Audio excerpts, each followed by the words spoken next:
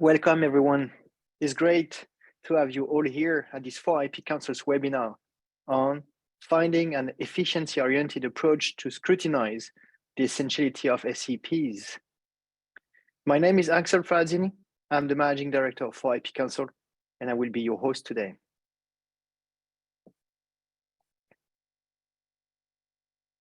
So, as you know, 4IP Council is a non-for-profit research organization. We are focused on the link between intellectual property rights and innovation.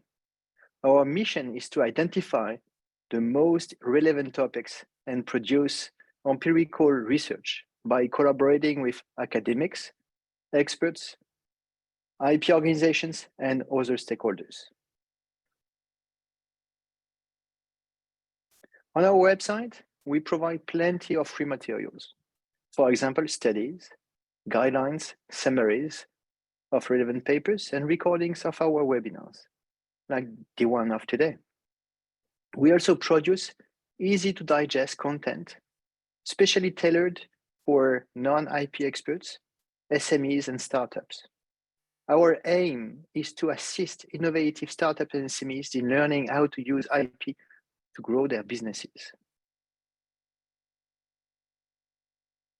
We have gathered the most relevant research papers into bundled pages, focused on popular themes such as standards essential patents, SEPs, the Internet of Things, open source software, and of course, we have a new bundled page that has been created lately on essentiality checks.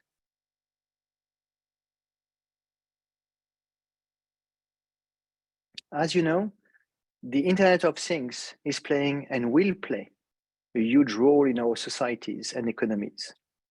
One big pillar of the IoT is standards, which are often protected by patents to help you better understand what your behavior should be as a licensor and a licensee of these patents.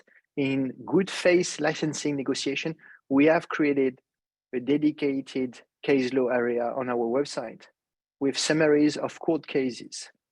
This section is also available in Chinese and Japanese. You can interact with us on Twitter, LinkedIn, YouTube, and Instagram.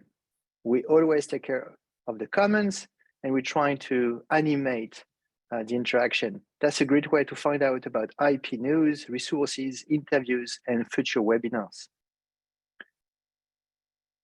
But without further delay, it is my pleasure to have Professor Giuseppe Colangelo with us today. So Giuseppe is a Jean Monnet Professor of European Innovation Policy and an Associate Professor of Law and Economics at University of Basilicata in Italy. In addition, he serves as an Adjunct Professor of Markets Regulation and Law and of Competition and Markets of Innovation at Lewis. He is also a Fellow of both Stanford Law School and University of Vienna Transatlantic Technology Law Forum. Last but not least, he is the scientific coordinator of the Research Network for Digital Ecosystem, Economic Policy and Innovation, and an academic affiliate with the International Center for Law and Economics. A final remark for all of you, please do not hesitate to use the Q&A tool to submit your live questions. You can find it in the lower part of the screen. You can raise your questions at any time during and after the presentation.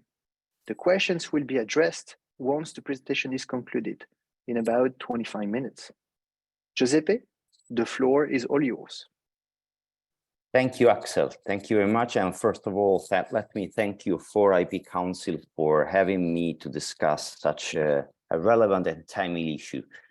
Indeed, we know that the European Commission is expected to deliver in the next few weeks a legislative proposal for a new framework for standard essential patents. The aim is to promote an efficient, sustainable licensing ecosystem.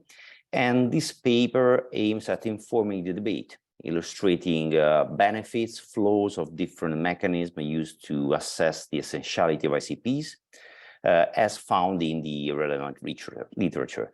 That's our research question. in particular, given the fact that essentiality check represent a costly and timely consuming activity, and the available approaches score differently in terms of feasibility and accuracy, the goal of the survey is to inform policymakers on the findings of the relevant literature, with the goal to see whether and how it is possible to ensure a reasonable balance between accuracy, transparency, and cost of the essentiality checks. And just to set the scene, before analyzing the different mechanisms, it is worth setting the scene, illustrating the EU Commission initiative in this regard, and also to describe the aims of Standard Development Organization disclosure rule and the concern raised in the literature about the risk of over-declaration. Well, starting from the EU Commission initiative, if we look at the European policy agenda, the need to increase transparency in relation to the essentiality of SEPs is not completely new. I mean that already in 2016, the Commission delivered a communication on the standardization priorities for digital single market, stating its commitment to work with stakeholders on the identification of possible measures to increase the transparency and quality of SEP declaration. Just 1 year later, there was the communication on setting out the EU approach to the SEPs, where the Commission announced the launch of a pilot project to facilitate the introduction of mechanism to scrutinize the essentiality of SEPs. And it is worth reminding that in such occasion, the Commission acknowledged that the scrutiny must be balanced against cost, hence the related burden needs to be proportionate. And building on this approach, in 2020, in the IP Action Plan, the Commission reiterated its willingness to consider reforms to clarify and improve the framework governing the declaration and the enforcement and the licensing of SEPs, obviously, by also exploring the creation of a system of third-party essentiality checks under the management of an independent body. Apparently, the Commission has been inspired by the Japanese model of the Ante system, which represents the only attempt so far at introducing an essentiality review of SEPs by a patent office.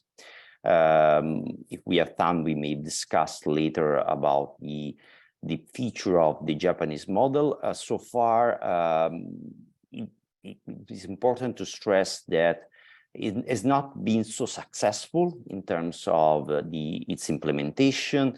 And it's also important to stress that the results of the Ante model, of the Japanese model, are not binding.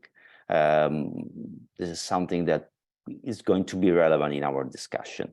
As a final step of this overview, in 2020, the Commission published a pilot study that has been delivered by a group of researchers appointed to investigate the technical and institutional feasibility of a system ensuring a large scale of essentiality scrutiny for SEPs. We will later describe the scenario investigated and the approach advanced in the study. Let me complete the background, also illustrating some other relevant premises. First of all, it has been argued in some study that one of the problems related to the transparency in SEP licensing comes from the fact that standard developer organization policy differ significantly among themselves when it comes to the timing for assessing patent essentiality, the definition of the essential patents, and the type of disclosure required. In particular, whether some organizations require the disclosure of specific patents, others allow participants to issue blanket declaration, where patent holders declare that they will offer a license on friend terms to any of their patents that are or will become essential to the standard without having to identify specific patents. So it is worth reminding that standards developer organizations typically adopt disclosure and licensing rules, requiring firm taking part in standardization process to disclose the existence of any intellectual property right that might cover a technology considered to be implemented into the standard, and clarify whether they are willing to offer the license to such patent on a fair, reasonable, and non-discriminatory terms if implemented into the standard. When it comes to disclosure rules and IPR policy, I would say that they aim at reducing the risk that investment in the preparation and application adoption of the standard will be wasted as a result of unavailability of an essential patent for a standard. So the main concern for most of the organization is that a failure to disclose an essential patent could lead to a situation where access to the technology is either not available at all or available but not under friend terms, as these may force the organization to change the standard or even to start again with another development. Nonetheless, disclosure rules have been under scrutiny with respect to the role they play in alleviating both the risk of under and over declaration of patents. The risk of under declaration may result in patent ambush, namely the non-disclosure of patents or patent application that become essential to the adopted standard. And in this regard, the concern is that, especially raised by some antitrust authority, is that the failure to disclose potential essential patents may allow patent holder to avoid the friend commitment and demand supra-competitive royalties to license their patents. When it comes to the concern of the over-disclosure, apparently it originates from, at least in the first place, from the patent holders' alleged benefits from inflating their number of patents disclosed as potentially essential. Notably, according to some study, many patents disclosed as essential to standard developer organization are not actually essential. We will see that this is questioned, so we cannot take it for granted, but at least according to a strand of literature, there is this concern. Against this narrative, other scholars question not only the results of these landscaping studies on essential patent, they raise doubts about their accuracy, reliability, and so they question the actual number of non-essential patents disclosed. Further, some over-declaration is, at least to a certain extent, inevitable, as it reflects the natural process of standard development. Indeed, as also acknowledged in the European pilot study, essentiality can only be determined once the standard document in question is final, is adopted, and once the patent in question is granted, as only at that point in time there are the precise normative elements in the standard known and the exact scope of the exclusive rights conferred by the patent. Therefore, since disclosures are typically made before this process are concluded, some inaccuracy in the disclosure process are inevitable, even if companies act in good faith. Moreover, we have also to take into account that there are penalties for under-disclosing patents that may provide an additional incentive for patent holders to err on the side of over-disclosing about patent that may be essential to practice a standard. Indeed, by failing to disclose an SEP, patent holders may face antitrust liability, and in some cases they could also see undisclosed patents declared unenforceable, even if these patents are valid, infringed, and essential to a relevant standard. Finally, it should not be overlooked that because of the number of technical specifications and patents involved, essentiality checks are costly and time-consuming. Therefore, essentiality checks may provide implemented with strategic opportunity for holdout by delaying or even avoiding royalty payment. Finally, it is also important to stress that given the cost involved in the essentiality checks, it seems appropriate to ensure that the results, the decision about the essentiality checks are legally binding. For instance, by introducing a presumption of infringement once patents is deemed to be essential. This would enhance SIP licensing negotiation and safeguard the effectiveness of essentiality checks. Otherwise, we run the risk that these checks would be just meaningless, and they can only exacerbate all doubt risk, provide some implementer with the chance to misuse the process in an attempt to delay negotiation or to avoid the payment of royalty. Against this background, the EU pilot study explored 9 potential scenarios and 3 main approaches. So in order to analyze pros and cons of such scenario, according to the findings of the relevant literature, I decided to split this scenario in 3 different approaches, which are the assessment of every patent disclosed to a standard developer organization, an analysis based on subsets or samples, and finally an investigation performed by automated system. Starting with the first approach, the patent by patent approach. Well, when it comes to this approach is inspired by the experience of patent pools, where because of antitrust provision, independent experts are usually appointed to ensure that the pool includes only complementary and essential technologies. The limits of such an approach regards its feasibility. As noted by the EU pilot study, while the mechanisms in question would satisfy interest for transparent data, it would require significant resources as it does not generate information on patent ownership, which is important for many users of essentiality data. More in general, the limits related to patent by patent examination also question how much useful patent pool could be as a case study for standard essentiality check. Indeed, the context and the cost stakes are completely different. While patent by patent assessments are effective in the case of small portfolio, the application of this method when it comes to large portfolio of patents imply enormous costs, which are likely to be prohibitive.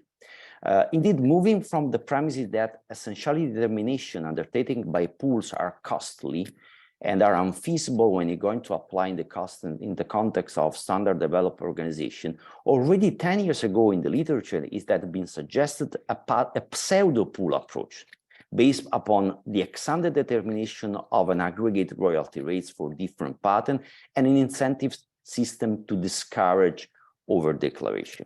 So all the other envisaged approaches pursue the fundamental goal of lowering the cost of assessment without compromising too much on accuracy. And so we may move to the second approach that is based on subset of sample and also on random sampling. This is the first alternative approach. It implies to limit the analysis of essentiality to only a subset of patents, as the main question is related to how to determine such a subset, in particular, who should select the subset of patent to examine. Among the policy options on the table, the EU pilot study proposed the assessment initiated at the request of patent owner, who then provides claim chart as an input to the process. According to the study, such a system would provide advantage as the owner will only file requests for patent they really believe to be essential. The owner may ask for specific information on the standard and on the precise standard document for which the patent is believed to be essential. And for instance, the information is also obtained about the current ownership of the patent.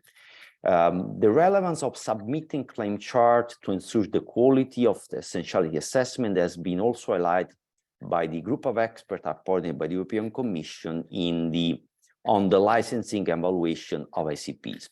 However, the group of experts also noted that being legal work products of SEP holders that should be claimed, claim chart might be include information that should not be publicly available because protected by non-disclosure agreement. Moreover, the group of experts also noted that the proposal might increase the number of invalidity proceedings, as published claims charts may potentially be used for invalidation of SEPs. An implementer could strategically exploit invalidity proceedings to impose further delays and cost on patent holders. For this reason, as mentioned at the very beginning of this webinar, it is relevant to address also the legal effects of essentiality checks, ensuring the binding effect or presumption of infringement from independent essentiality confirmation. The option based on the assessment initiated at the request of the patent owner, who then provide the claim chart as input to the process, is in any case to be preferred to the second option, that is the alternative in which the patent owner request is completed by third-party request. Indeed, such solution does not show the previous advantage in terms of information availability, while it may favor the very same opportunity for holdout tactics. Then there is the third option when it comes to the subset of patents, that is to complement the patent owner request with an automated system which assists by selecting patents most likely to be essential among the firms that choose not to put their patents forward for evaluation. These alternative receive highest score in terms of transparency. However, this solution is considered not yet feasible. We will discuss about the automated system later on, but now it is enough to say that also according to the EU pilot study, automated approaches are at best promising, but unable to replace human efforts for essentiality assessment in the short or medium term. And so there is, within this approach, there is an alternative that is the one represented by random sampling. This would be a different mechanism in selecting a subset of patents. It has been already envisaged in the report prepared for commission by the Charles Rivers Associates, and also has been analyzed by the group of experts on licensing and evaluation of SEPs. This scenario proposed by the EU pilot study requires that the patent owner's request is complemented by an assessment of a sample of patents disclosed to the standard developer organization for SEP holders that do not voluntarily present claim chart as input to the process. Such solution apparently score high in terms of creating transparent data on essentiality, and it combined the strengths of the scenario based on a subset of patents with a system to collect data on non-participating firms at a reasonable cost. Nonetheless, when it comes to the limits of this approach, some studies have warned against significant limits when it comes to random sampling, and the very same EU pilot study recognized and acknowledged that any type of sampling inevitably results in lower accuracy and confidence level, and other research has also shown that there is bias in checking and random errors in sampling are too great to provide even a modest accuracy. In particular, it has been also identified a sort of statistical bias occurring due to imperfect essentiality determination that tend to skew results toward a 50% essentiality rate that will determine an inflation in found essentiality rates. As a consequence, such inaccuracy may incentivize more over-disclosure by some patent holders. And then we come to the third and final approach that is based on automated system, namely on automated text comparison based on artificial intelligence and semantic similarity measure.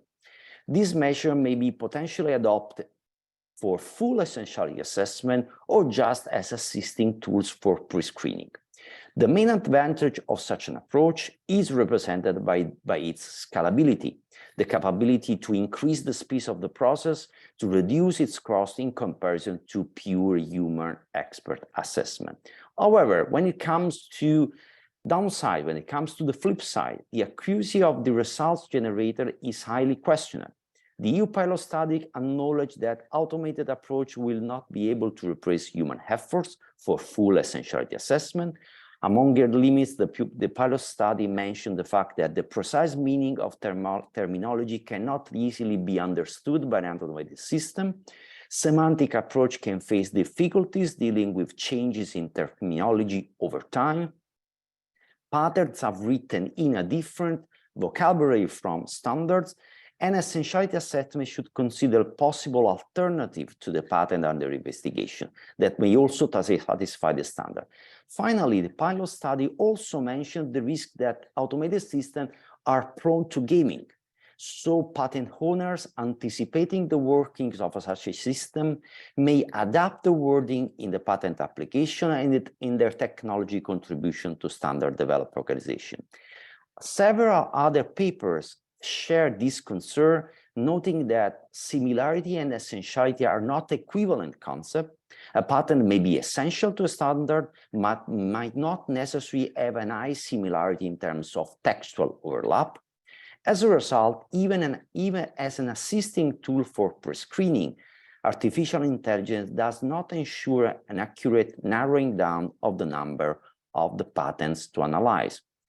And so we can arrive to our conclusion in order to define some takeaways of the literature review and to sum up the main findings of this survey. There is a unanimous consensus on the fact that essentiality checks are costly, are time-consuming. Hence, we consider fundamental to adopt an efficiency-oriented approach, ensuring a reasonable balance among accuracy, transparency, and cost, and also to take care of the legal binding effects of results, to avoid that these efforts are meaningless and may, even worse, just favor hold-out strategy. When it comes to mechanisms and approach, patent-by-patent approach is unfeasible. Alternative mechanisms appear for different reasons, as I've shown before, unable to ensure an adequate level, a proper level of accuracy so far. For this reason, we want to sound a note of caution for policymakers. The findings of the literature review suggest that further improvements are needed before their implementation could enhance the status quo. I would say that that's it. Thank you, and I'm eager to receive questions and to engage with you on such an interesting topic. Thank you so much, Giuseppe. It was very interesting and very clear. So we have received questions. I would like to remind everybody that you can use the Q&A tool to send directly your questions.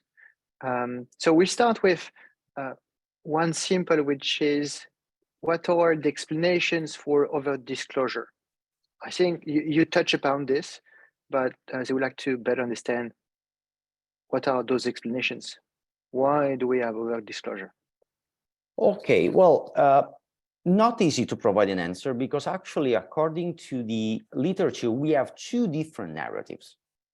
According to a strand of literature, the concern with over-disclosure originates by the patent owner incentive to increase the number of patents that may be declared essential to a standard. According to this strand of literature, there is also opportunistic strategy called as just-in-time patents. That means patent application without significant technical merit that are filed just before working meetings.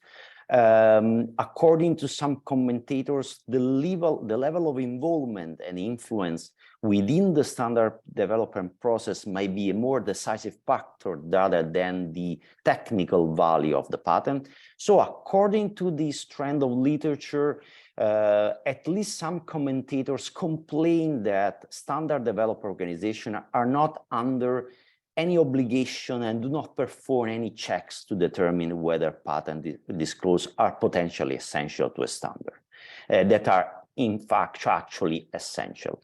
And that's the reason why this trend of literature called for a change in the system. However, we have also another different narrative.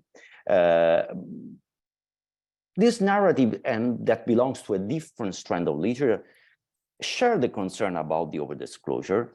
However, they not only question the results of the essential patent landscape studies, but they also rely on the fact that to some extent the over-disclosure is inevitable, and this has been also recognized in the case law. We can mention the UK Supreme Court in Unwired Planet, where the Supreme Court noted that the problem over this declaration is, at least in part, the results of the policy process, which requires patent owners to declare SEPs in a timely manner when a standard is being prepared. And from this perspective, the policy process encourages patent owners to err on the safe side by making a declaration.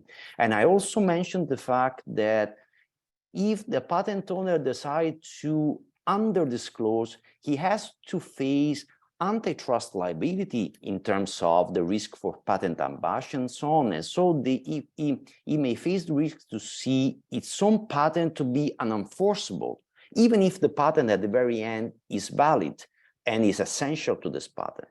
So there is two different ways in which we may see the problem in terms of sources.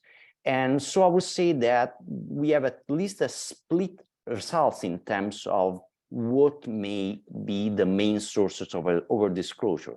Probably we have to take into account both the picture. We cannot completely disregard that at least some patent holder may have an incentive to over-disclose, but at the same time, we have to recognize that how the standardization process is made, there is necessary the need to declare the patent at the very early stage, and so there is a risk over disclosure in good faith. And at the same time, because of antitrust responsibility, there is a huge risk if a patent holder decides to under-disclose patents. Okay, very clear. In your conclusion, you say that the cost of essentiality checks. So what is the total amount of the cost for essentiality checks, in your opinion?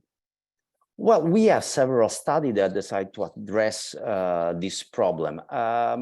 Obviously, I would speak in terms of average number, but if we want to provide a number, we may see that it depends on the type of assessment, but we are costs that on average range from, I would say, from 5,000 euro to 10,000 euro. We have some study where this range starts from 1,000 euro and the outline eyes as 9,000 euro. I'm talking about number and cost per patent, okay?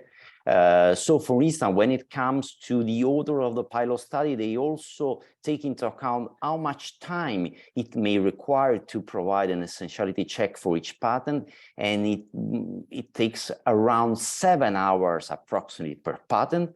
We had other studies that point to a number around the 5,000, with again, for a full assessment, they mentioned 9,000 euro per patent. So if you look at the number of hours that on average is requested to check the essentiality of a patent and the amount of money, again, on average that it requests for each patent, you may imagine that when it comes to a large portfolio patent, such as the portfolio patent for the 2G, the 3G, and the 4G, well, we are discussing about a prohibitive cost and prohibitive amount of money if you want to run the full essentiality of all the patents declared essential to such a standard. Okay. I understand quite well now. But so then it leads us to the following question that I see that is related. What will be the main limits of random sampling? Okay. Well, let's say the EU pilot study, even supporting some solution involving the random sampling, recognized that any type of sampling, so it is natural to, is structural to any type of sampling. Any type of sampling will involve a lower accuracy and a reduction of the confidence level. So it's a matter of the approach. Obviously, on the pros, on the advantage of the sampling is the main advantage is that you are reducing the cost. So it's going to be more feasible when it comes to the comparison to the patent by patent approach. But you run the risk to lower significantly the accuracy. So not necessarily you are striking a reasonable balance. Then if we look at the literature, we have some empirical research, for instance, that have been conducted by Keith Mallinson, that show bias in checking and random errors. And these bias appears to be pretty significant and relevant. It talks about the possibility of a statistical bias, occurring to impartial but imperfect essentiality determination that tend to skew results toward a 50% of essentiality rate. And these statistical bias may inflate the founding of essentiality rates. And if you are dealing with such an high inflation, it means that you are going to incentivize even more over-declaration by some patent holders, while at the same time you may instill a false sense of security in others. So the problem of the random sampling is that apparently you are not going to strike a fair balance between the reduction of cost and the level of competence and the accuracy of the results that they are able to deliver. Okay, I see another question that is also helpful to better understand. So it says, it seems to me that the debate is about essentiality checks, but only for 3G, 4G, and 5G cellular standards. Why are only these standards singled out from all the others? Because it seems that there are thousands of different standards. Do you understand why it is only limited to cellular standards? Well, I do not have a question because I don't have an answer for this question, because in this study, I would say that I expect that this study are mainly focused on this standard because these are the most well-known standard. They involve a huge amount of patents, so they are a large portfolio of patents, and they are considered as a good proxy for all the other type of standard. I mean, when you are assessing and you are delivering a research, especially when it comes to an empirical research, you have to define, let's say, also in this case, you have to define a sample. So you are going to investigate something, and when it comes to 2, 3, 4, and 5G, probably they have been taken into account because the number of patents involved and the relevance of the standard are considered a good proxy also for other standards. Okay. Any type of research take into account the fact that we cannot analyze any type of standard of standard and portfolio, and is also some other information. It requires a huge amount of time and cost also to run empirical research. But on my side, I do not have any reason to not believe that these portfolio are not a good proxy also for other portfolio. Okay. Yeah, so it seems that the expertise, the technology expertise required is very important. So that's why I have a question that is about the main pros and cons of automated approaches. Well, the pros are pretty clear. I mean, in terms of advantage, when it comes to the reduction of cost, automated approach are going to provide probably the highest score, because you expect that automated process is able to speed the process, reduce the cost in comparison to human expert assessment. So I would say, to sum up, their main advantage is their scalability. Further, they are assumed to be impartial and objective. So when it comes to the bright side of the automated approach, these are definitely the ones. The problem is that these potential advantages are potentially significant, but however, also their current limitations are significant as well. And in terms of limitation, this has been recognized by the EU pilot study for both the full assessment of all the patents, but also in terms of pre-screening. And a similar concern and is related to the fact that not necessarily the precise meaning of a technology could be easily understood by an automated system. The terms are going to change, the meanings of the terms are going to change over time. So patents are also written in terms with a vocabulary that is different from standards. And we have also the fact that we may also see that there are several concerns that has been raised also in other academic papers. For instance, in the survey we mentioned the paper delivered by Atkinson and Bolegaya, where they noted that similarity and essentiality are two different concepts, and therefore a patent may be essential to a standard, but might not necessarily have a high similarity in terms of textual overlap. And according to those other, there are two main implications that derives from this assumption. Patents that are essential but not similar to the standard will not be retrieved by a similarity-based essentiality score.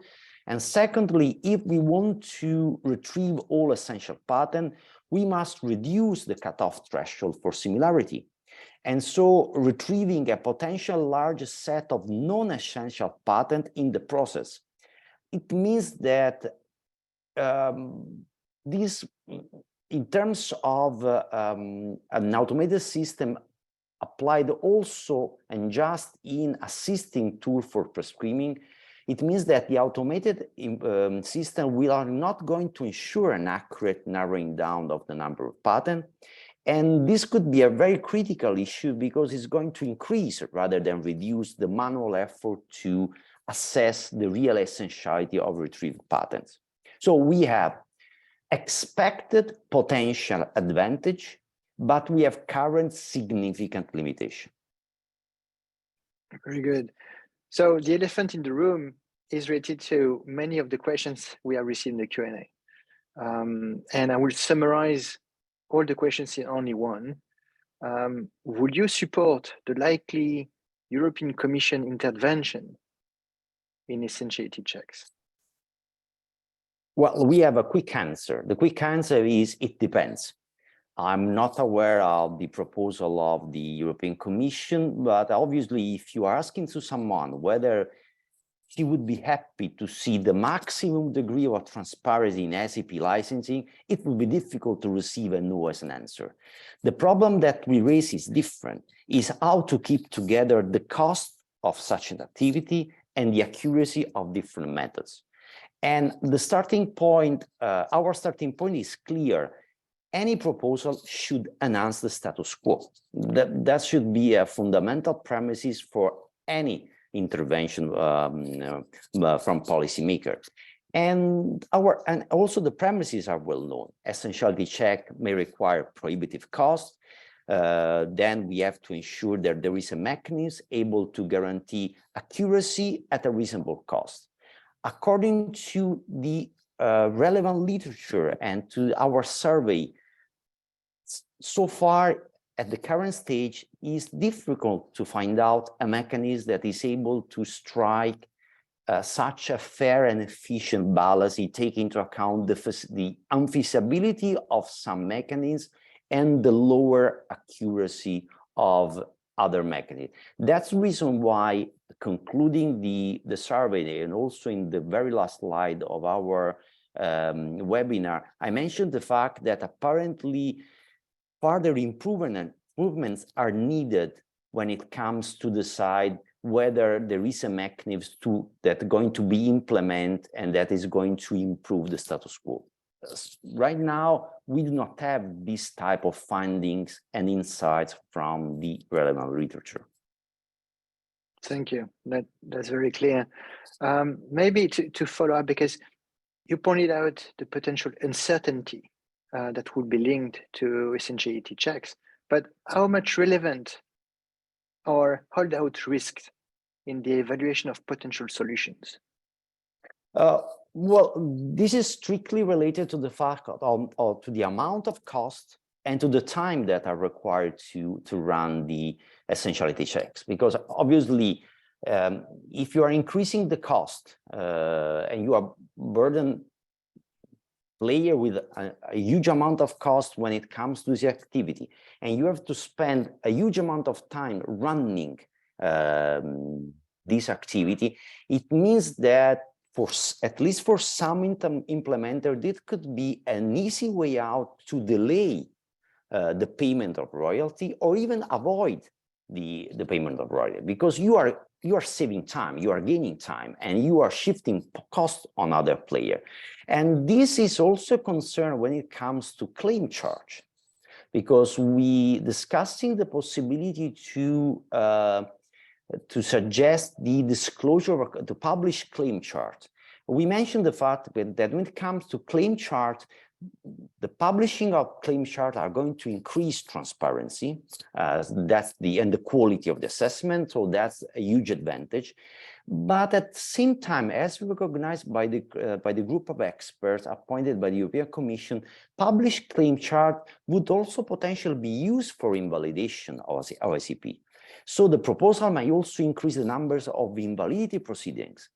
And so implementer can strategically exploit invalidity proceedings to impose further delays and cost on patent holders. And that's also the reason why we stress the relevance of the legal effects of the essentiality check outcome. Because it would be incredible that after performing an essentiality check that is so costly and it requires so much time, then parties are free to challenge the results of that check in the court, before courts. Therefore, insofar as the proposal is not accompanied by a provision of introducing a binding effect, or at least a presumption of infringement when it comes to the outcome, the results of the essentiality check, even disclosing claim chart could just impose a further burden on SEP holders without enhancing the efficiency of licensing negotiation, but may just provide the opposite effect, so increase holdout risks. Okay, that's very clear. So we have received many questions, and one is asking if you have any links with the European Union, or if you are supported by the European Union. I think we have to be very clear. No, you are not working for the European Union, so there is no need to ask such a question. No. No. All the questions that we have received related to the EU IPO will not be taken at this stage. We will move to the following one, which is how much relevant. Let's move to what role the SDOs, so the Standards Development Organizations, disclosure rules play in this process, in your opinion? Well, we should be pretty clear on this point, because disclosure rules are under attack when it comes to the proposal to change the system. Because as I mentioned before, at least to a strand of literature, the effect of the over-declaration is essentially determined, according to them, is essentially determined by SDO policy and the fact that SDO are not willing to engage in essentiality check. Well, we know that on the shoulder of SDO, there are several burdens, especially when it comes to the compliance to antitrust rules, and also to ensure that at the very end, the standard is delivered and the standard is affordable. And so they have to obey, and they perform disclosure license rule. The disclosure rules, and we'll see the IPR policy of SDOs, essentially aim at reducing the risk that investment in the preparation, adoption, and application of standard would be wasted as a result of the not availability of an essential patent for a standard. We have to remind that a patent is deemed to be essential whenever it would be impossible to implement the standard without infringing that patent. So the main concern for at least most of the standard developer organization is that a failure to disclose an essential patent could lead to a situation where access to the technology that has been standardized is either not available at all, or even worse, is available but not under friend terms. In this case, the SDOs may be forced to change the standard, even to start again, so start from scratch. And we know that the policy may differ when it comes to the timing of the assessing the essentiality of standard. They may differ when it comes to definition of essentiality. Nonetheless, despite all this, and we also know that some SDOs require disclosure of specific patents, while other SDOs allow blanket license, blanket declaration. But however, despite all this difference, disclosure rules are provided for many years as a basis for development of successful standard, and we cannot disregard this point. Very good. And because you have reviewed many research papers and almost all the literature available, one question is there a measurable market failure that justifies the imposition of such a system? Have you seen anything that is proving that there is a market failure? Well, Axel, I would say that's the question. And let me answer in a broad terms. That's the question, first of all, because this is the premises for any policy intervention. And recently, I have to admit that I'm struggling to find market failure rationale, not just in this discussion. We had huge intervention. We know that European is setting itself as a regulator leader in the world. That's not necessarily is bad, but is not necessarily good. I mean, regulation is justified when there is market failure. And when it comes to SEPs, it is utterly questioned when there is a market failure at all. I mean, even when we discuss, and this is a long discussion that has affected not only the debate in the literature, but also the discussion in the case law and so on and so forth. At the very beginning, we had a discussion about the very existing of this, the starting market failure. This is the hold up. And we know now are aware that actually there is no necessary evidence of a market failure in terms of hold up. There is someone that has been evidence of hold out. And this is also the problem with the essentiality check. So we may share concern about the over-declaration. We have some phenomenon of over-declaration. We had also some phenomenon of over-disclosure. But when it comes to empirical evidence and proof of market failures, these are hotly debated and these are significantly questioned. Okay, thank you. So we have talked about claim charts, and I understand that it is not something easy to create. And I also understand from what you said that it could be used against the SEP holder. However, that would facilitate the work of the assessment of the essentiality. But do you see any other drawbacks of including the provision of claim charts? Or that's the only ones? Well, the drawbacks of including the claim chart has been shared and raised by, in the first place, by the group of experts on licensing and evaluation of standard essential patents. They mentioned the fact that we are talking about the claim chart include information that should not be publicly available. So there could be they could be at odds with the non-disclosure agreements. They may strategically use also for the invalidation of a SEP, so they are maybe related to the risk of hold out. Then there is also a sort of complexity that it comes to the checks. Well, let's see that when you are dealing with a patent that is deemed to be essential, you may have some essential claims against one specific version of a standard. It means that some of the claims are essential and some might not be essential. And it is naturally, it's physical that some claims are not essential, while several others are essential. When it comes to an essentiality check, you need to test all the claims and map them by creating a claim chart. And if the standard is updated, it is possible that the new version does not map to the pattern that was declared essential before. So again, when it comes to claim charts, I mean that everyone agreed that claim charts are going to increase the quality of the assessment. At the same time, it seems that many of the scholars agree also the fact that the claim chart costs, so increase the cost of the essentiality checks, and also open the door for hold-out risks. So again, the problem is how you strike a fair balance between accuracy, transparency, and cost. Well, that's really a very broad question, and we are not going to fix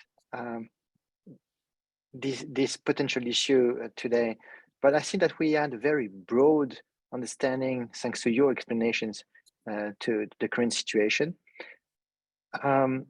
I would just like to say that if you have any other questions in the Q&A, you can ask them. Okay, that's your last chance.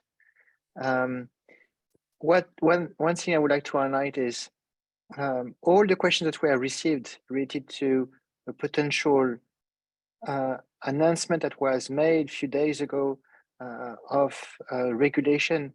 That's not part of the study. The research paper of Giuseppe Colangelo is already available on the 4IP website, and I invite you to review the research paper as well as the summary that we have made available.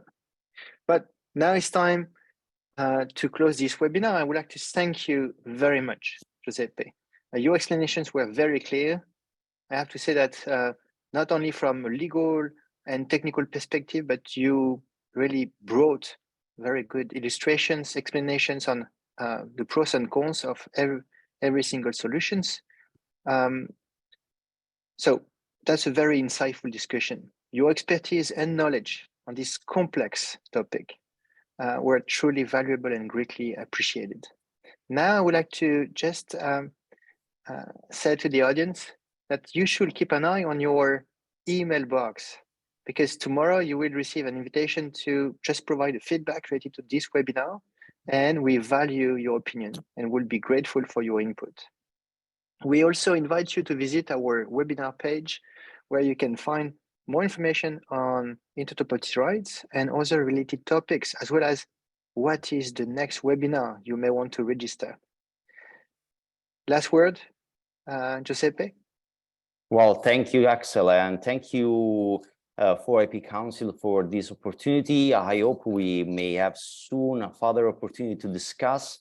I guess that the proposal of the European Commission will raise significant issue to engage with, and thank you all the attendees for the time they devoted to our webinar.